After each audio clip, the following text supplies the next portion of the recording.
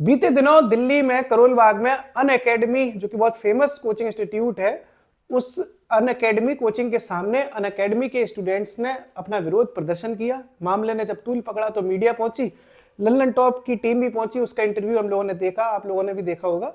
और उस पूरे इंटरव्यू में जो पता चला, उस वीडियो में जो पता चला वो ये चला कि अन अकेडमी कोचिंग ने अपने जो स्टूडेंट्स थे उनको एडमिशन लेते वक्त जो बातें करी थी, जो वादे किए थे, वो पूरे नहीं किए।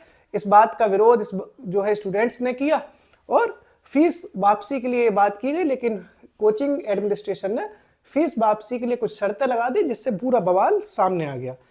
अन अकेडमी कोचिंग अपनी जगह कैसी है कैसी नहीं है, इस बात के लिए नहीं आया मैं, वो तो अपनी जगह ठीक होंगे, अब हमें नहीं पता। लेकिन बात ओवरऑल है, क्योंकि यहाँ बात अन अकेडमी तक सीमित नहीं है। हिंदुस्तान में कोचिंग का जो इंडस्ट्री है, कोचिंग की जो इंडस्ट्री है, वो बहुत बड़े लेवल पर काम कर रही है। सभी जानते हैं, आप जानते हैं, हम जानते हैं, दुनिया जानती है। कोटा में आईआईटी की कोचिंग चलती है, दिल्ली के मुखर्जी नगर में आईएएस पीसीएस का सपना चलता है, करोल बाग में, जो दिल्ली में करोल बाग है, उसमें इंग्लिश मीडियम में ये सपना बेचा जाता है। इलाहाबाद में कटरा में ये सब काम चलते हैं, लखनऊ में अलीगंज में। अब तो सब जानते हो कोचिंग के बड़े बड़े हब हिंदुस्तान में बन गए हैं। और यहाँ जो समस्याएं सबसे ज़्यादा है दोस्तों, वो ये है कि अब सरकार को कोचिंग रिफॉर्म्स की ज़रूरत है। सरकार को इस पर लगाम कसने की ज़रूरत है, क्योंकि इसके बहुत बड़े कारण हैं। मैं कुछ कारण आपके सामने बता रहा हूँ और आप में से 90% लोग इन कारणों से प्रभावित या तो हुए होंगे या आपके जानने वाला कोई ज़रूर हुआ होगा। पहली चीज़ है कि ये सपना जो आपको दिखाया जा रहा है कि आईएएस बनना है, पीसीएस बनना है, देखो ये बहुत गलत नहीं है, आपको मोटिवेट करना गलत नहीं है। लेकिन जिस क्लासरूम में आपको ये सपना दिखाया जाएगा, जहां ये क्लासरूम्स बनाए जाएंगे या आपको कोचिंग का जो निर्माण किया जाएगा, जो पूरा बिल्डिंग बनाई जाएगी, उसको बिल्डिंग जो कोचिंग की होती है वो 5 स्टार होटल बनवाई दी जाती है। आप सभी जानते होंगे, आप बड़ी बड़ी कोचिंग में चले जाओ, आपको 5 स्टार होटल जैसी फीलिंग आएगी कि साहब घुसे, वाह चारों तरफ से एसी चल रहा है। आधे लोग तो जो एसी देख के इंप्रेस हो जाते हैं कि भाई साहब एसी पहली बार देखा है। ये बहुत बड़ी समस्या है। दूसरा, क्लासरूम का जो डिजाइन होगा वो बहुत शानदार होगा, और शानदार जब बिल्डिंग बनती है दोस्तों तो अच्छा खासा खर्चा आता है। और ये खर्चा निकाला कहाँ से जाता है? आप लोगों से, स्टूडेंट से। आपको क्या लग रहा है कोई जेब से लगाएगा? नहीं, यही बात आपको समझने की जरूरत है कि जिन चीजों को देखकर आप इंप्रेस होते हो, उसमें जितना पैसा इन्वेस्ट होता है वो आप ही से निकाला जाता है। कोचिंग की फीस, आईएएस पीसीएस की कोचिंग की फीस पर लगाम लगनी चाहिए। जो इंटरव्यूज, जो वीडियोस हमने देखे अन अकेडमी के, स्टूडेंट उसमें बता रहे हैं कि कोई 1 लाख रुपए दे के एडमिशन ले रहा है, कोई 1,20,000 दे के ले रहा है, कोई 1,50,000 दे के दे रहा है। मतलब जिससे जितना मिल जाए, 1 लाख से नीचे तो बात ही नहीं होती है, 1 लाख से ऊपर जितना जिससे मिल रहा है उतना ले लेते हैं साहब। अब आप खुद सोचो दोस्तों, 1 लाख रुपए या 1,20,000 या 1.5 लाख रुपए फीस की क्या जरूरत है? सरकार इस पर कोई लगाम लगा नहीं रही है। इस वजह से कोचिंग इंडस्ट्री के लोग, जो ओनर्स हैं, वो मन मुताबिक रेट अपनी रख देते हैं। अब मन मुताबिक रेट रखते हैं तो स्टूडेंट जो है देने को मजबूर है। अब ये समस्या बहुत बड़ी, इस पर कंट्रोल होना चाहिए। दूसरा, ये फीस ज्यादा रखने के पीछे मालूम है क्या ड्रामा चल रहा है?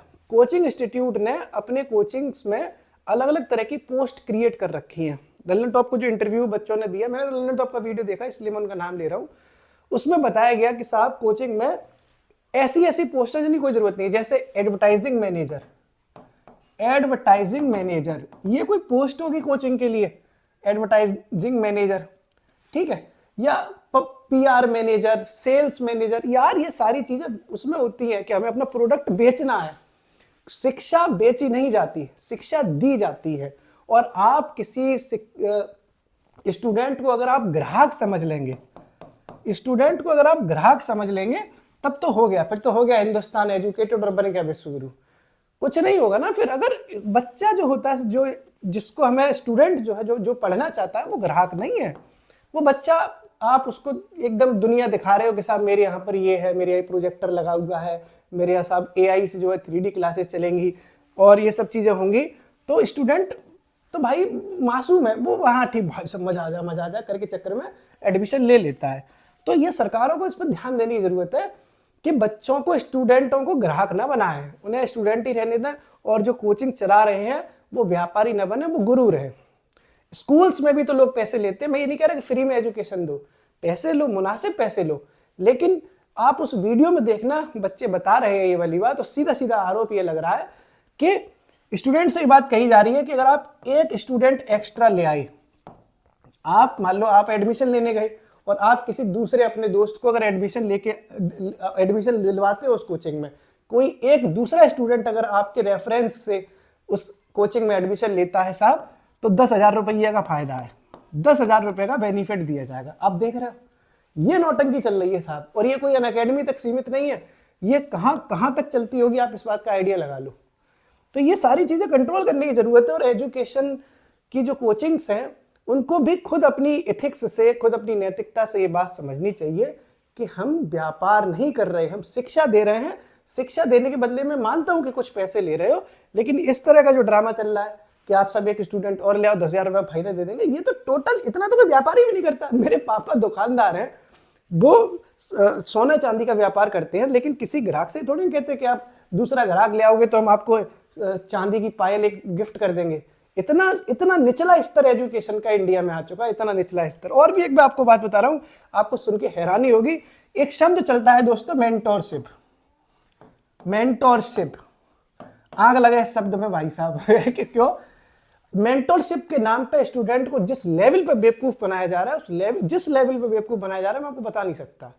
ये मेंटोरशिप साहब, पहले मेंटोरशिप होती है साहब 1-to-1 मेंटोरशिप होगी। आपको कोई डाउट है आप मेंटोर से मिलो, 1-to-1 मेंटोरशिप, ऐसा लगेगा जैसे भाई साहब चाणक्य और चंद्रगुप्त मौर्य के बीच में ज्ञान चल रहा है।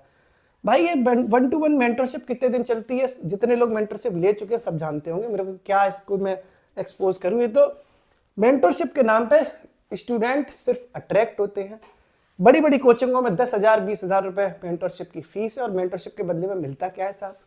मैं बता रहा हूँ, लाइब्रेरी मिल जाएगी साहब, लाइब्रेरी। इस लाइब्रेरी का जो वो चल गया सिस्टम कि मेंटोरशिप में साहब एक लाइब्रेरी मिल जाएगी, संडे संडे टेस्ट हो जाएंगे।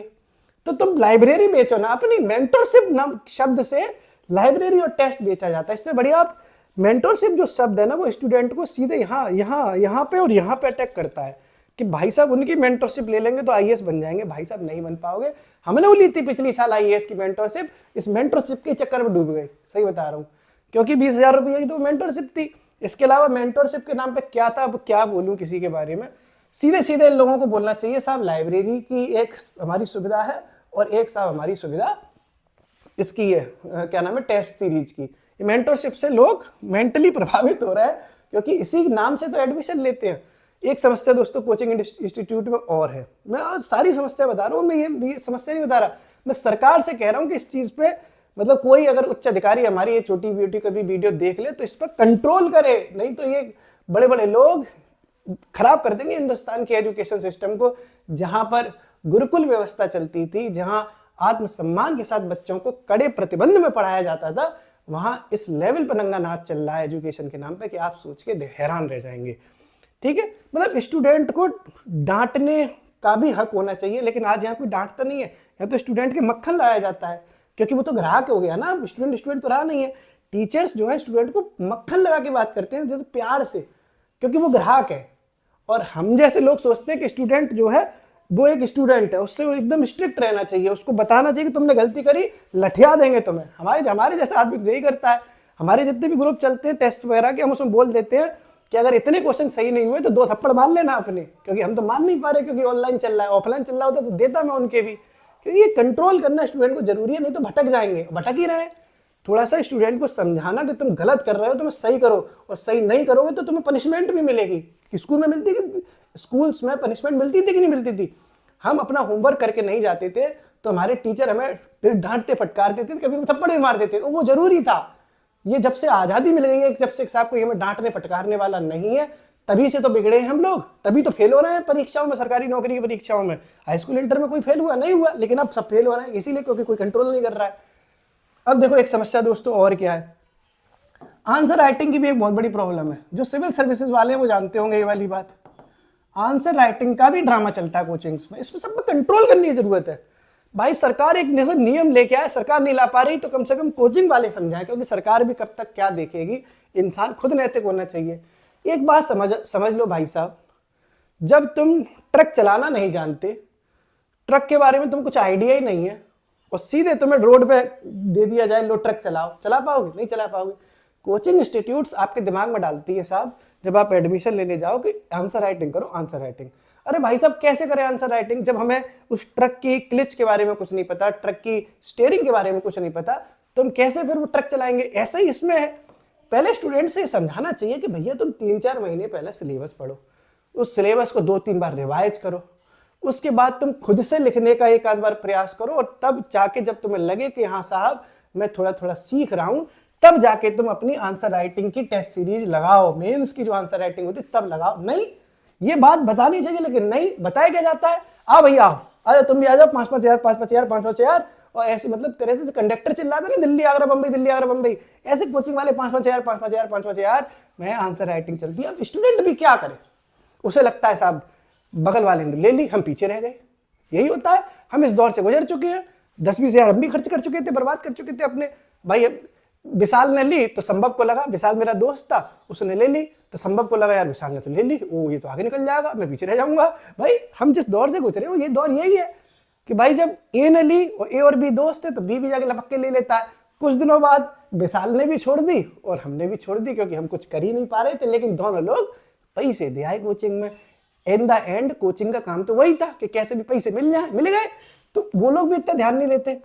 आप टेस्ट देने नहीं जाओगे तो कोई आपसे ये नहीं पूछेगा कि क्यों नहीं आए थे, लेकिन जब एडमिशन लेने नहीं जाओगे तो 50 बार फोन करके पूछेंगे आपने क्वेरी की थी साहब, आपका क्या प्लान है, आप हमारे यहाँ पे इंक्वायरी करने आए थे। तो ये सब जो ड्रामे चल रहे हैं ना, इन पे कंट्रोल करने की जरूरत है। नहीं तो दोस्तों ये लाखों रुपए की जो फीसें चल रही है, जो एक टाइम पे आके 50-5 लाख रुपए हो जाएंगे, मैं बता रहा हूँ, अगर गवर्नमेंट ने इस पे ध्यान नहीं दिया तो। आप गवर्नमेंट के भरोसे मत रहो, क्योंकि गवर्नमेंट अब जनता के भरोसे है, कौन किसके भरोसे चल रहा है कुछ पता नहीं चल रहा।